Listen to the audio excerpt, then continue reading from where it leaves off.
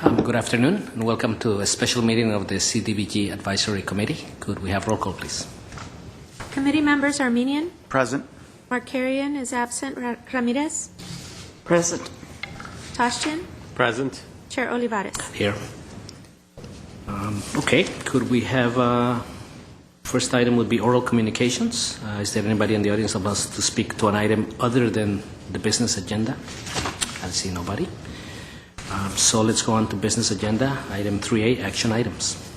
Sure. If I may read into the record just my report regarding the posting of the agenda. The agenda for the November 18, 2013 special meeting of the CDBG Advisory Committee was posted on or before Thursday, November 14, 2013 on the bulletin board outside City Hall. Item 3A1, consideration and discussion of request by Door of Hope, DOH, to transfer unspent CDBG capital improvement funds from the completed electrical improvements project to the current windows replacement project.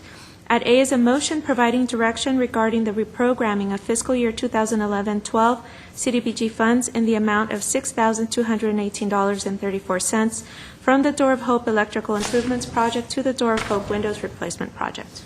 Okay, thank you. Mr. Carrillo. Yes, Mr. Chair, members of the committee, again, once thank you for coming to a special meeting. We did have a special request, an urgent request by one of our nonprofit subrecipient agencies, Door of Hope, to assist in the facilitation of a rehabilitation project, which many of you, or a few of you have known, but I think for those new members, this is a request by Door of Hope, who's requesting to transfer some unspent CDBG funds from a just completed project this year to a existing project that's currently went out to bid and received some bids for their construction work.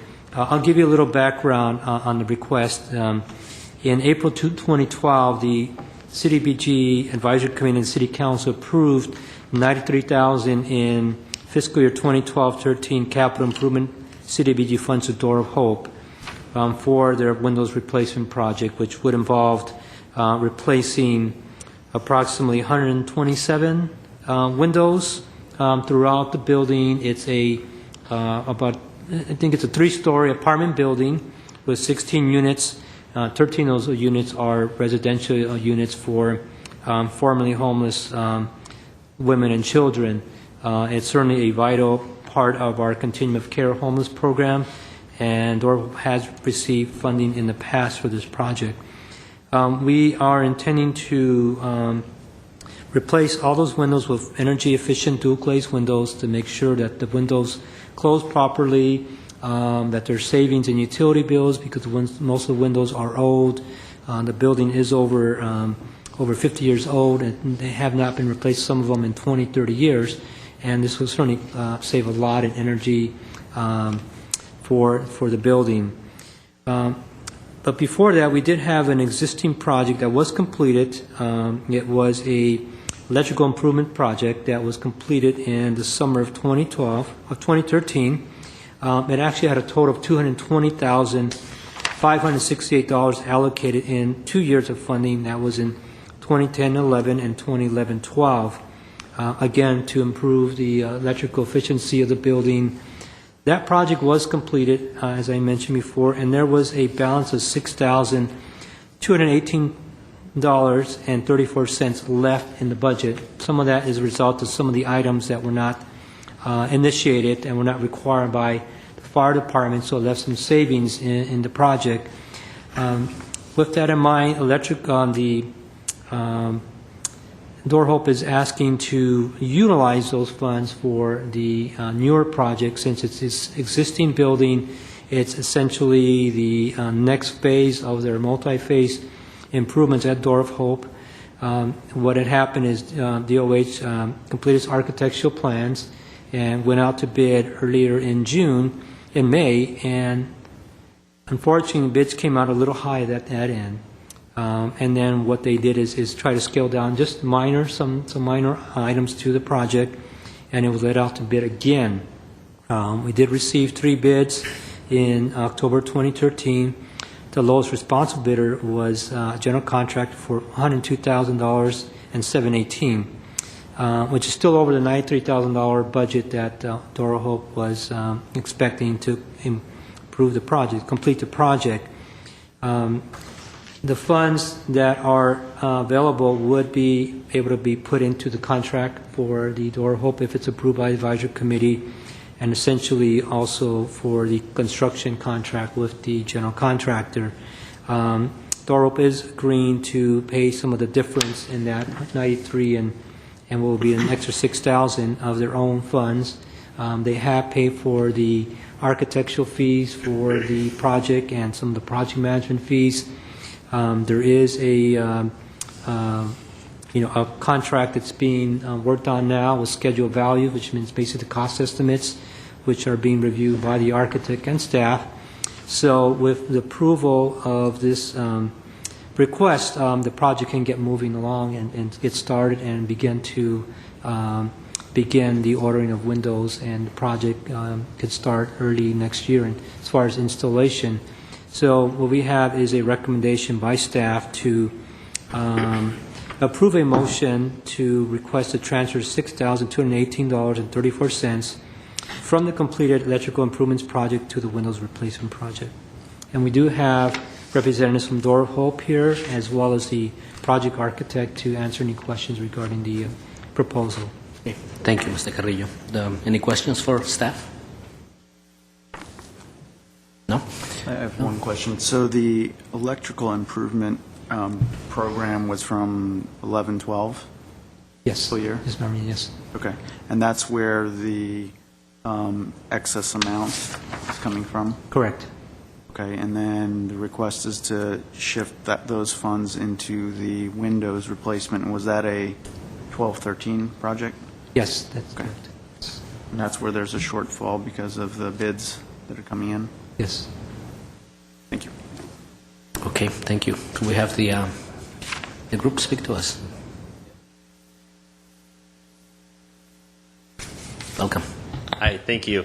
Good afternoon. As actually Moises pointed out, the Dora Hope is really excited about this new project that is very, very needed for health and safety of the families that stay there. As you know, as we shared at the last informational meeting about how the women and children, most of them they're homeless, and they're homeless as a result of domestic violence. And so this is a desperately needed project, and we've invested a lot into this and made a lot of headway, and we're ready to initiate the contract with the lowest bidder. And there is a gap, and that gap, I believe, with the $6,218.34 reprogrammed for this, Dora Hope is more than happy to be able to negotiate and to figure out the ways to meet the gap.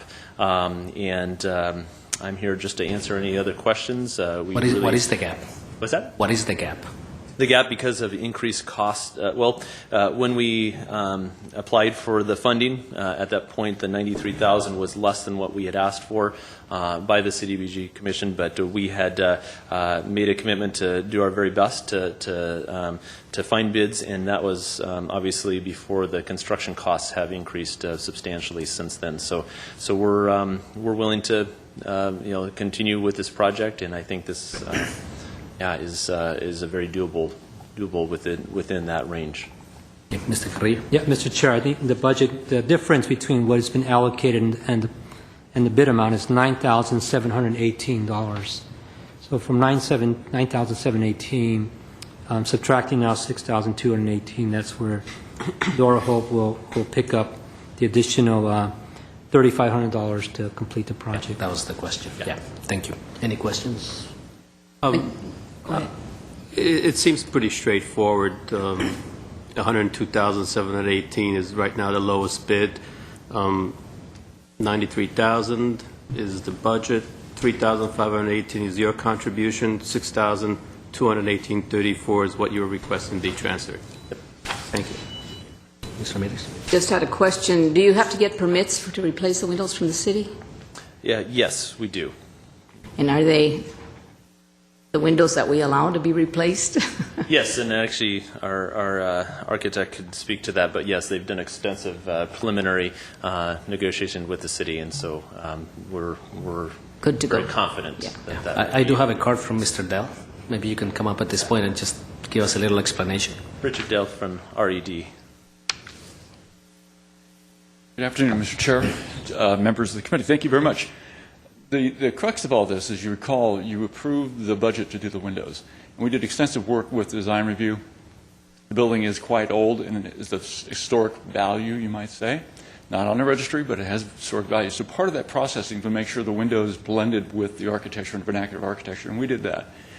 What came out of this is that during the course of the construction of the electrical work, we had, as the city requires, a 10% contingency in that budget for the electrical. And what we did, we were able to get the electrical construction work done for less, in which case we didn't chew up most of that contingency, which left about $6,300. So when the windows went out, we did the best we could in terms of trying to find the best window we could and most proficient and most best warranty we could find on the windows. And in doing so, the budget went up a little. What generated the budget, the initial contingency, was the fact that the fire department, we had wanted to upgrade the fire alarm system in the units themselves. And so we had budgeted in that electrical contract that work to do that. Well, when we finally got all the numbers in, couldn't afford to put the fire alarm system in the units, the strobes and the horns.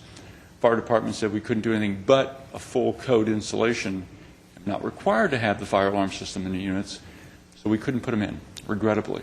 So that's what brought the contingency back into play again. We didn't have enough money to finish it off. So we left the $6,300 in there thinking, let's see what can happen. The upshot of it is the windows are now ready to go. We have a contractor with, I think, a very good quality window that will do what the home needs to do. Again, this is a secured, confidential location, and security for them as at a battered women's shelter is paramount.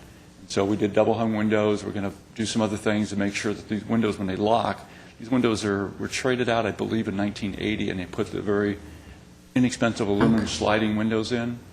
We're going to keep the frames and put the new windows in to match it so it looks very architectural. But the point is these windows have locks and things that the families can actually lock up so the kids and the moms are safe, especially on the ground floor.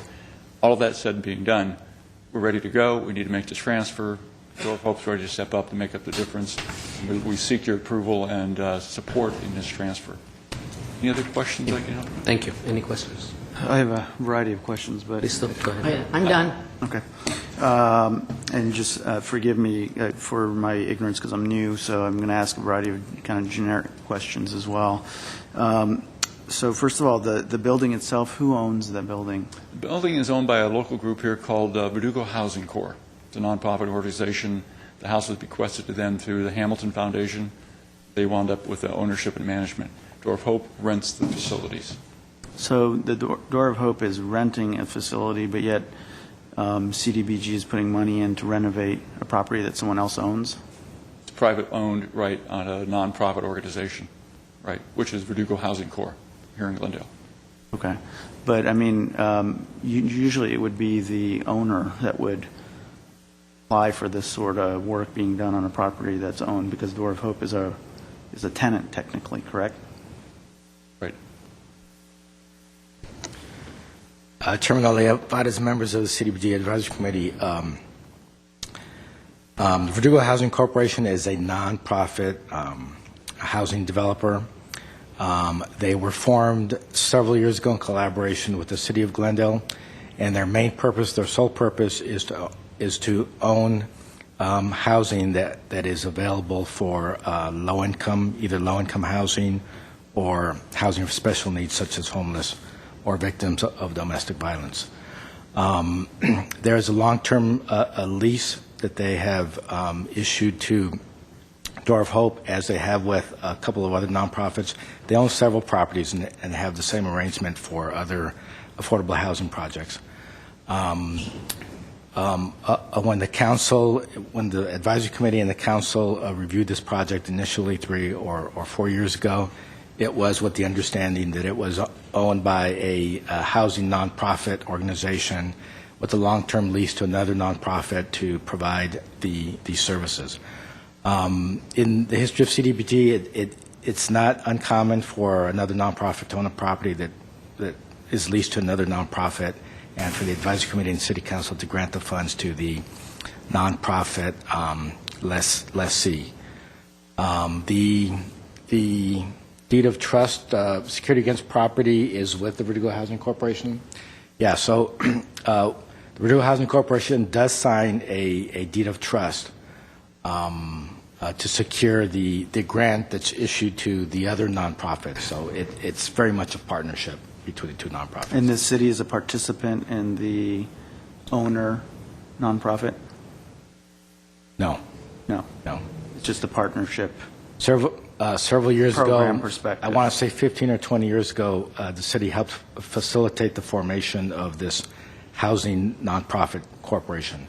But the city is not a member on the board or anything like that. Okay. And do they ever appear here to? They do. Okay. I'm just asking because this is my first year, my first term. My other question is, what sort of HUD guidance is there on this sort of reprogramming of dollars and halfway through the term, the fiscal year? So are there any guidelines that we need to be aware of?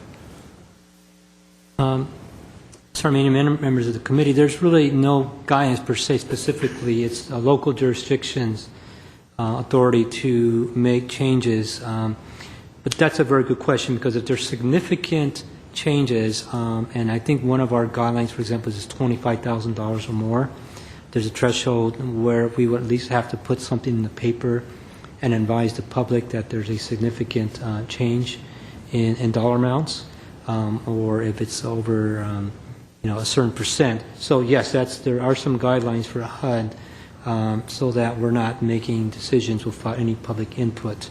In this case, the dollar amount is minor, and we could proceed with a advisory committee motion to approve it, and we would modify our agreements with the Door of Hope. We'd modify the agreements with, as Mr. Duran mentioned, with Hamilton Court, Verdugo Housing Corp., and reassess the lien as well.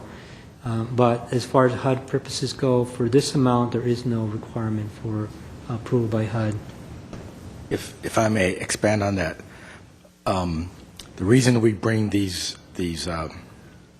questions to the committee is because you can decide that rather than reprogramming the funds from one Door of Hope project to another Door of Hope project, you'd rather leave the funds in abeyance and add it to the funds that you will have available to let out to bid under the RFP in a couple of months, and consider potentially using the funds for a different project, a new project.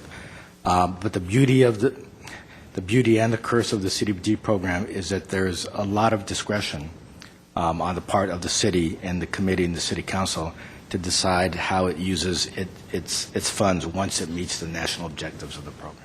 Okay. Thank you for that clarity. The other question I have is, what sort of precedent do we have in the past of this sort of reprogramming? Chairman Olivares, members of the committee, Mr. Olivares could attest that there's actually quite a bit of precedent. I was asked, why don't we do this administratively? It seems like a no-brainer. It's funds that were initially appropriated to Door of Hope. It's one Door of Hope project to another. They're both construction projects. It's for the same property. So it's common for organizations to request to reprogram funds that were appropriated from one of their projects to another one of their projects. So there is precedent. Yeah, and if I can add to that, because this has come up a number of times in the past. As a committee, we had a concern at one point that we didn't want organizations actually kind of planning ahead and asking for more funds that then they could reallocate. I personally don't think that's the case here. And at the time, correct me if I'm wrong, I think we decided we're going to look at it on a per-case basis, because we do get to know these organizations. So there is quite a bit of precedent. And then my final question goes back to something you mentioned about a previous program, which was the electrical work. So from a fire safety perspective, is the building still meeting all the code requirements? Even Yes. though- When we first started the project on electrical, there was very little fire life safety systems in the building. And so what we were able to do and what we were required to do was put in a fire alarm pull station. There's an alarm system within the corridors, internal to the building, not external, but internal. And that was the only requirement. The occupancy is an R2, and it's 2 stories, 16 units. That doesn't require a fire alarm system, current code. So we thought we would upgrade, if we could, stretch that and add electrical thing. In other words, go Unfortunately- beyond the code if you Yeah, could. but unfortunately, the fire department, and rightfully so, they said, if you're going to put an alarm system in, it has to be complete, wired to a call system, et cetera, with horns and strobes, and we had to do multiple horns. We did decibels readings to see if we could get the horn in one room, in the living room, to read in a bedroom, in order to try and get the equipment cost down. Couldn't get the decibels test to root, so we literally couldn't install that. But to answer your question, that entire building had 100 amps. The entire 16 units was operating on 100 amps, which in itself is a fire issue. So when we rewired everything, reconduit everything, we wind up with 400 amps, which makes it obviously more safer. And but part of that was we hope to even boost, in a voluntary sense, the fire life safety system in the building. We just couldn't do it. But we did put in what was required by code, along with the smoke detectors and things of that nature. So we really have raised the fire quality of the building per se. Didn't we also approve plumbing upgrades? That's my next question, because I saw in the paperwork you gave at the last meeting that DOH had 116,000, right, for the 2013 for plumbing work, it says, plumbing rehab. So is that still on track too? That is still on track, yes, sir. Okay. Yes. Within those budget parameters? Well, we have to scale down because, again, the request was for more money, obviously, and because of your restrictions in terms of how much money the CBG actually has, we had to go back and re-throttle that scope of work down, do the best we can. We'll retrofit as many units as we can with the waste and water lines and things of that nature. Maybe come back in front of you again and ask for the other part to finish it. But that is still on track, yes. So I assume we're going to get an application from you guys in February. Absolutely. We'll be back after. Come back for that $15,000. You might see us again. Any other questions? No question.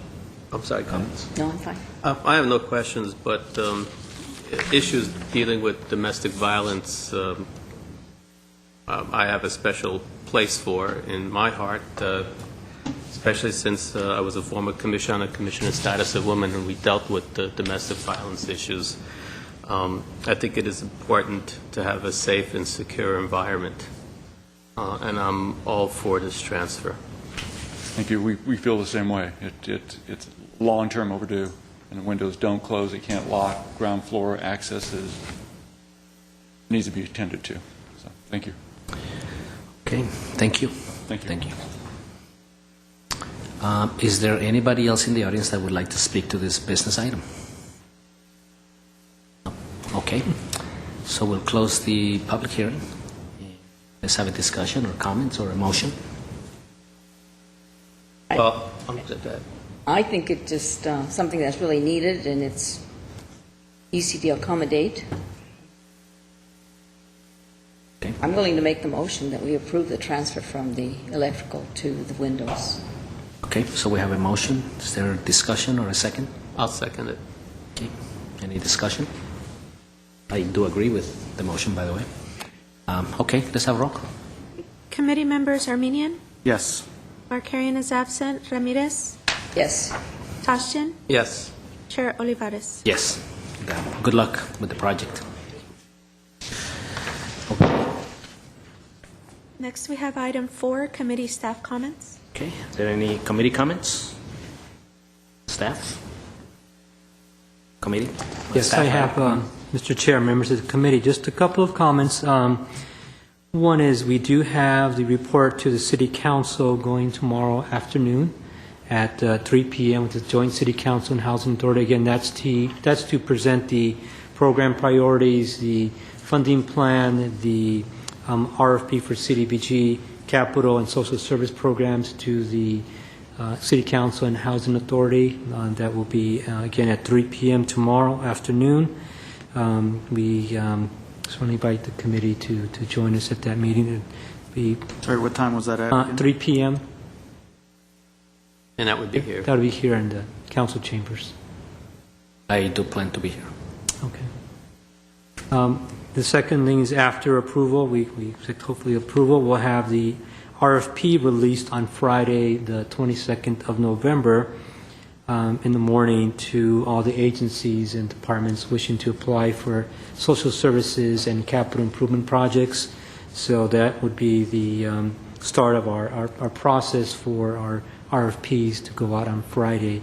And again, I believe they're due December 30th at the end of the year, and you'll start your review process in the end of January for the receiving of the packet that's that high of all the proposals. So we will certainly keep the advisory committee appraised of the dates that they're released, and also report on what has been received once we get the proposals in December 30th. But those are the critical dates this month to get the RFP out and to go to Housing Authority tomorrow and Council for approval.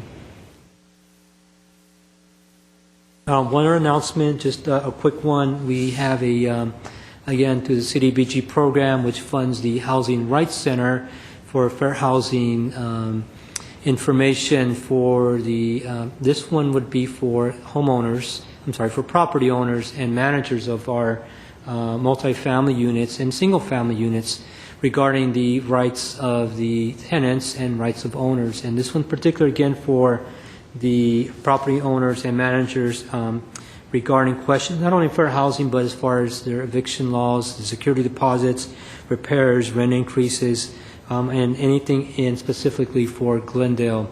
This is a great opportunity for any of the, again, property owners who are new to Glendale or like to refresh their selves about the property rights for owners. This is a workshop that'll be free tomorrow at Pacific Community Center beginning at 5:30 p.m. There's no necessarily reservation required, but we would like to certainly encourage all of our property owners and residents to attend. There is a fair housing workshop for tenants as well in the spring of 2014. There's one usually in the fall for property owners and in the spring for tenants that we will let the advisory committee know about that and the general public. But this has been a ongoing program to continue to inform property owners of the rights for both tenants and property owners, especially the fair housing rights as well. Okay, thank you. Any committee comments? And have a motion for adjournment? I'll make a motion to adjourn. Second. Okay, we're adjourned. Thank you. Thank you all for coming today.